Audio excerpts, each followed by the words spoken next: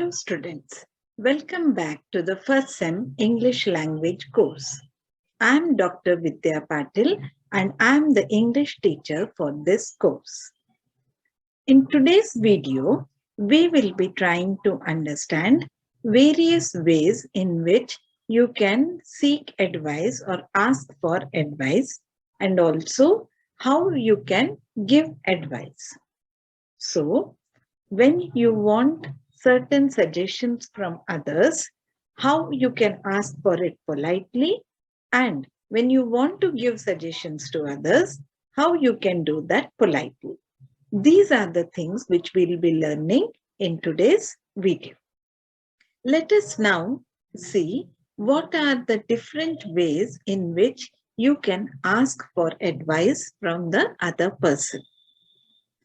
Let us say you have a bad toothache and you need certain suggestions from the other person. Then you can begin by making the statement, I have got a bad toothache, and then follow it up with any one of the given sentences which you can see on your screen.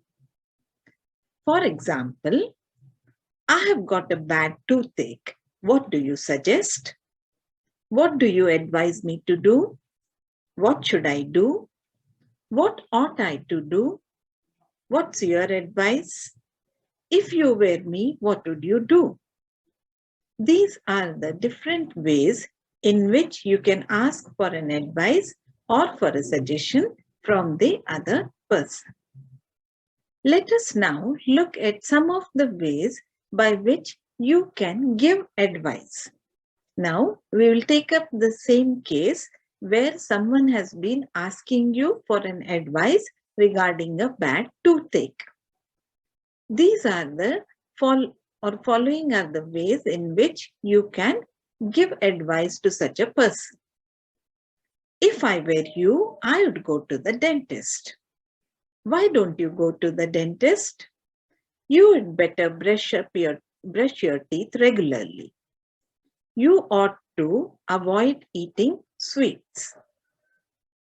If you take my advice, you will go to the dentist.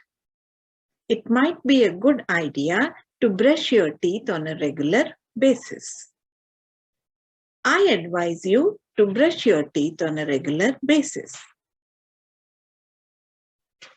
Have you thought about seeing a dentist? So, these are the different ways by which you can very politely offer your suggestions or give your advice when someone asks for it. Let us now look at some of the ways in which you can decline to give advice.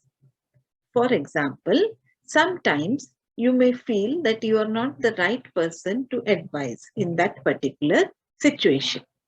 Then you need to decline or refuse to give your advice. Then the polite way in which you can do so is by the following or in the following manner. I don't know what to advise. I am afraid so. I wish I could suggest something, but I can't. I wish I could help. I am afraid I can't really help you. So, these are different ways by which you can very politely decline to give your advice.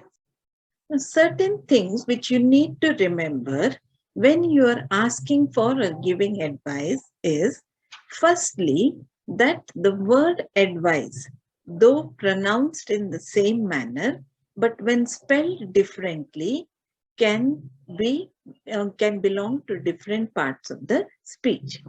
For example, when we spell advice with an S, then it is used as a verb. I advise you to learn English. When you spell the word advise with a C, it is used as a noun. My father gave me this piece of advice, never give up. So, you should know this difference whenever you are using the word advice. Another thing which you need to keep in mind is that there is a difference between using ought to and should. Though both the words mean the same thing, but when we use ought to, it gives a sense of a moral obligation. Whereas when we use the word should, it is more of an advice. For example, you ought to stop smoking shows that it is a morally incorrect to smoke. But when you say that you should stop smoking, it is an advice where you feel that it is not right to continue with the smoking. You also should know that you'd better is nothing but you had better. So when we use in a sentence, you'd better see a doctor, what it actually means is that you had better see a doctor. Whenever we are giving advice, we need to sound polite and we need to use the right kind of words so that we sound polite.